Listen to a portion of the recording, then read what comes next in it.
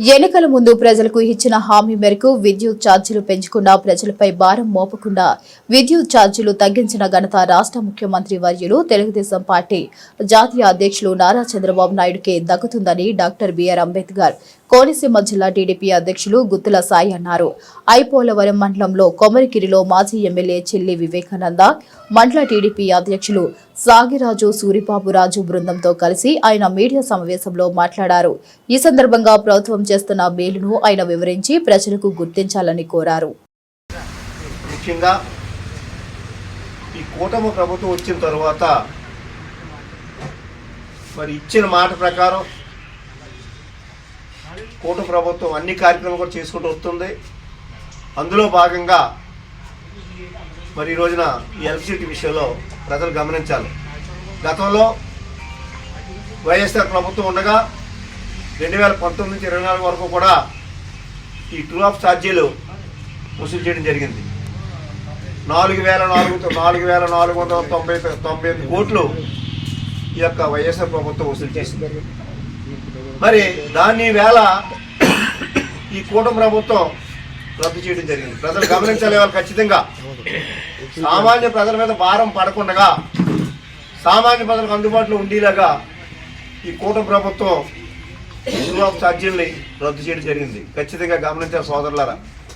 మరి అదేవిధంగా యూనిట్ మీద ఈ కరెంట్ ఛార్జీలు యూనిట్ మీద కూడా తగ్గించడం జరిగింది. ఆ యూనిట్ మీద 13 పైసలు ఈవేళ మనకు యూనిట్కి ఈ కూటమి ప్రభుత్వం తగ్గించడం జరిగింది. ఇవన్నీ కూడా ఏంటంటే మనం గమనించాలి ప్రజలందరూ కూడా. మరి అదేవిధంగా ఈ సోలార్ సిస్టమ్ ఉంది. ఈ సోలార్ సిస్టాన్ని మరి ఈవేళ ఎంకరేజ్ చేసి సామాన్య ప్రజలకి ఎస్సీ ఎస్టీకి ఫ్రీగా ఇవ్వడం జరుగుతుంది. ఈవేళ సామాన్యమైన విషయం కాదు ఇది. ఈ కూటమి ప్రభుత్వం చేసే విషయం. ఎస్సీ ఎస్టీకి ఫ్రీగా ఇస్తుంది. తర్వాత వినియోగించింది తప్ప ఎవరో కోటిస్తున్నారు లేదా పెద్ద పెద్ద వాళ్ళది కాదు. సామాన్య ప్రజలకు అందుబాటులో ఉండేలాగా ఈ యొక్క ఎలక్ట్రిసిటీని మరి తగ్గించుకుంటూ ఈ కూటమి ప్రభుత్వం ఈ సబ్సిడీ అవ్వచ్చు, అదేవిధంగా ఈ ట్రూ ఆఫ్ ఛార్జీలు అవ్వచ్చు, ఇవన్నీ కూడా రద్దు చేసి ప్రజలకు అందుబాటులో ఉండేలాగా ఈ కూటమి ప్రభుత్వం చేస్తుంది. సోదరుడు ఒకటే వేళ ఇదే కాదు, కరెంటు విషయంలోనే కాదు, ప్రతి విషయంలో కూడా ఏ విధంగా అయితే మేనిఫెస్టోలు ఈవేళ ఈ కూటమి ప్రభుత్వం అనౌన్స్ చేసిందో అదేవిధంగా మాట ప్రకారం మాటకు కట్టుబడి ఈవేళ కూటమి ప్రభుత్వం ఇవాళ అన్ని కార్యక్రమాలు చేస్తుంది.